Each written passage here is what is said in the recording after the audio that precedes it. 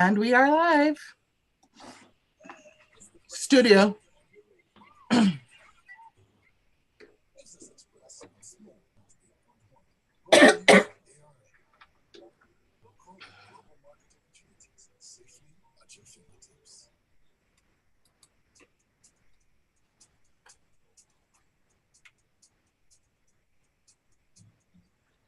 And Lagos, here we are. It is gone past that 6:30 time, which means Business Express is now on air on Smith's Breakfast. Joining me, I have got for today's show, Oyinka Shola Aregbeshola, who's an analyst with ARM Securities. Good morning, Oyinka. How are you doing?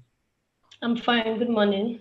All right, great to have you on the show. Now, Oyinka is going to be taking us through what's going on business-wise. And of course, we want you to ask your questions. We want you to weigh in with your comments. So make sure you send your messages via WhatsApp to this number, 0809 444 981. All right, so we're going to get straight into it. Now, so Inka, today, it's D-Day for the Monetary Policy Committee of the CBN. So what economic metrics are they going to be looking at to make their decision on the benchmark rate? What's happening on that front? All right, so one of the factors that the MPC would consider in making their decision is the fact that the gap in the proportion of domestic inflows to foreign inflows has been widening steadily since 2019, in such a way that foreign inflows have been on a sharp decline. So the current reality is that the major participants in the stock market is the domestic investors, and increasing the MPC rates would hike cost of capital, which will affect the rates at which businesses finance their operations. And of course, it will affect their margins and definitely domestic investors' return. So on the flip side, if we should look at reducing the rates, it will actually cause an inflationary trend in the economy.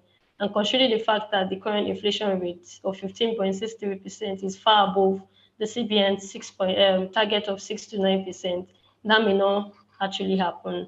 And also considering the fact that the US government is yet to release their rates, they are meeting today and tomorrow, I have the opinion that the MPC rate would remain unchanged. Okay, all right.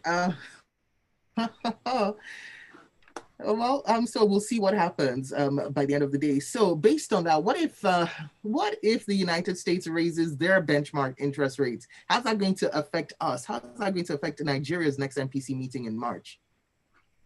Okay, so if the Feds increase their rate at their meeting, assuming they increase it significantly and their outlook for subsequent months points to higher rates, Nigeria may want to move in that direction. But that's not the only factor they would consider, because merely increasing the MPC rates cannot guarantee capital inflow based on the current issue we have with our foreign exchange. So wait, hold on. What other factors are they looking at? Okay, so one of the major issue that we have is the foreign exchange. So we'll be looking at that as well, in considering, changing the rate. Okay. All right. Now you mentioned foreign exchange. So how does Nigeria increase her foreign exchange inflows? Because, it seems like the direction is just out. How do we reverse that? Yeah, so a major problem that we have, is diversification. So I think export of other products, especially value-added products, not talking about crude, not talking about raw materials now, value-added products should be well explored. Inka, we're going to need you to repeat that. We didn't quite get it. You froze for a second. Oh, okay, sorry about that. Okay, so I said export of other products. So export of other products, especially value-added products, I mean finished goods, should be well explored. Okay. And one problem we've had with FX is we have been exporting crude oil while we import refined oil at a much higher rate. And this has been eating deep into our foreign reserves. So, of course, another thing that we should actually look at later this year is the fact that we could also benefit from the proposed production launch by Dangote Refinery that is set to launch in Q3 this year. This should also help in saving some of our foreign reserves.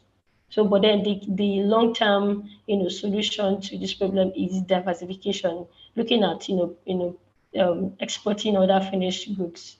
So do we have anything, I mean, is there anything that comes to mind for you that short term, medium term that we could look at exporting?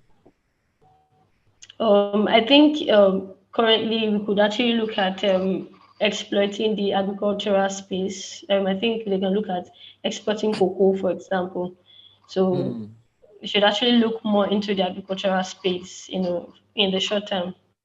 Okay, because I would say that, we keep seeing news that other countries are send back the products because there's no, because of quality, standards of quality. So if we were going to look at that, I guess we would need to Yeah, yeah, focus on maintaining a base level of quality, right? yeah, yeah, definitely. Okay. We got a message in from Richard who says, who would like to know your outlook for the equity market this year? That message comes in up on WhatsApp from Richard. Oh, okay, okay. So, for the equity market, for the equity space, based on the fact that this is actually like any season is upon us, it's investors will actually take position. There's this positive outlook, general positive outlook for the equity space, generally. Okay. All right, Richard, you heard that. You heard our income general positive outlook. Okay, now moving on. So another MPC consideration that you mentioned a while back is inflation. Talking about inflation targets being overshot rather than 6 to 9% is what 15%. So what if anything can we do? Can Nigeria do to bring down inflation? Okay, so one of the things that we could do is look into um, setting up in favorable infrastructure, to encourage local production. Because one of the one of the problems that we've had in the past is the fact that we have to, depend solely on import goods. We should actually look at setting proper infrastructure in place, to ensure that we are producing some of these goods locally. And we also need to of course, we also need to reduce the demand on forex as well by patronizing these locally produced goods, because it's one thing to produce these goods and it's Mhm. another thing for Nigerians to actually patronize, them. Now, hold on, Rika. Something that you said had me smiling, right? So these things that you're talking about, when we're talking about inflation, which we're looking for uh, per quarter, these seem quite things that would have an effect on inflation further down the line, as opposed to almost immediate, wouldn't they? So I didn't get that. I said these measures that you've talked about in Yeah. terms of bringing down inflation, those seem to be things that will have an effect on inflation further down the line, or am I mistaken? Like in the long term. Mm. So I didn't get that. Okay, so what did you say that we could do to bring down inflation? You said infrastructure, right? Yes, yes. We should set Okay, an infrastructure in place, yes. yes. Isn't that So a yeah, long-term thing? yeah, It it doesn't seem is. short-term. It is. But I won't. Okay. Right now I can't really say. So the short term, of course, is the forex the forex harm. Okay. Looking at reducing the demand on forex. We could actually look at that as well. Okay, well, that would be an interesting one.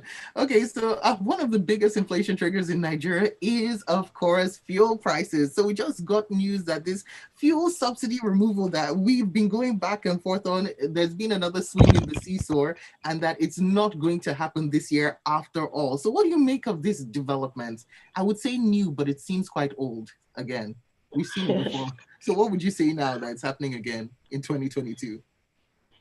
Okay, so I would say that okay, so if we should look at what this should mean in for us in 2022, it will actually put more burden on the 2022 budget, because of course, according to the Minister of Finance statements, Mm, she made mention of the fact that the 2022 budget made provision for subsidy only in the first half of Oh, the the year. first half, right? Yeah. Yes, so that means that they have to go back and meet and then, revise the budget.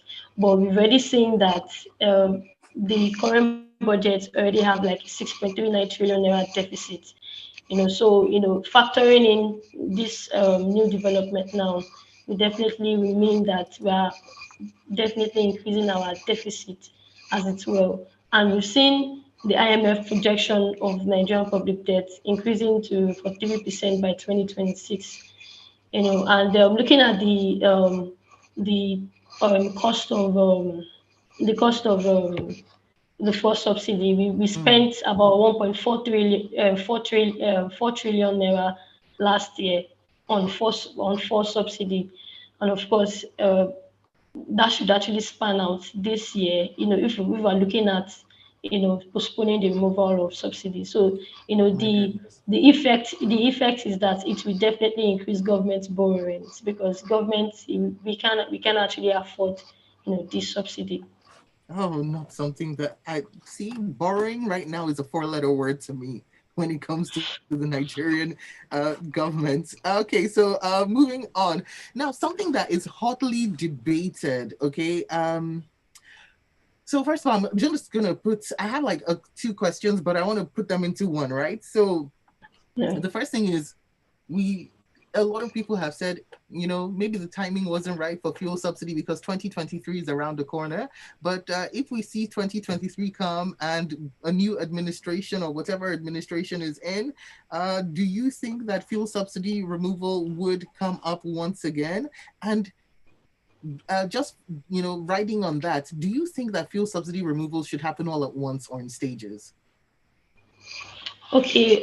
So, looking at the possibility of full subsidy removal by 2023, we should actually expect one on the back of the fact that this has been on the government table for a while, and Nigeria cannot clearly afford the high cost associated with this subsidy. So, Hmm. I think the major reason why we have not seen that happen this year is particularly because it's a pre-election year, and of course, the current administration will want to tread cautiously. And also on the issue of removing it at once or in stages, I think is something that should be implemented gradually to help reduce the short-term impact it will have on prices and consequently the purchasing power of consumers.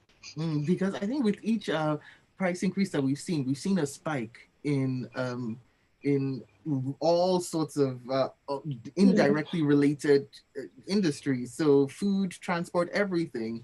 So yeah, okay, that's your take on this. Rather, some people say rip off the band-aid all at once. Others like, okay, you're in that camp. I have to say, I do think that it's nice to be insulated from a sudden shock.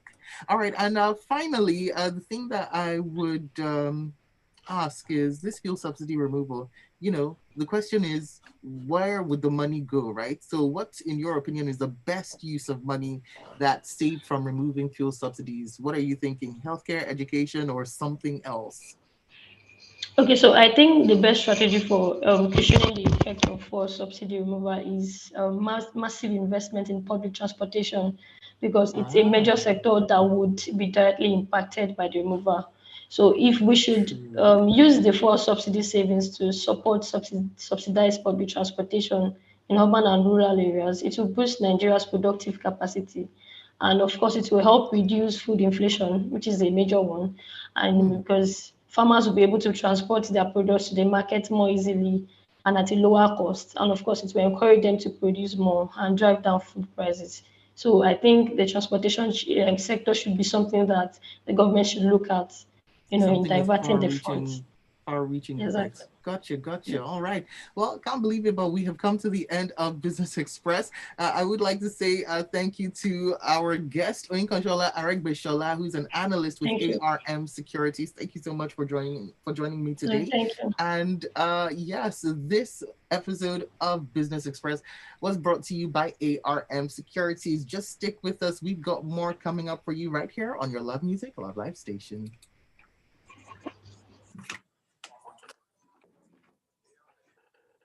All right. Thank you. Bye.